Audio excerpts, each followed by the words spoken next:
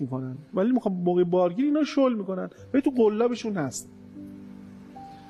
اثر عادت که من میدونستم مثلا این قلاب در نمیاد، از این تناب از قلاب در نمیاد، من رفتم بالا دستمو پیچیدم دور این تناب.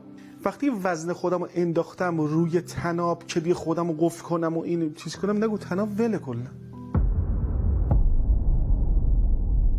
منم خبر ندارم. با تمام قدرت کشیدمش که خودم رو نگه دارم که تناب با خودم از روی تریلی به پشت اومدم پایین با سر. فقط من ضربه خوردن شدید بدن و سرمو به زمین فهمیدم. تمام.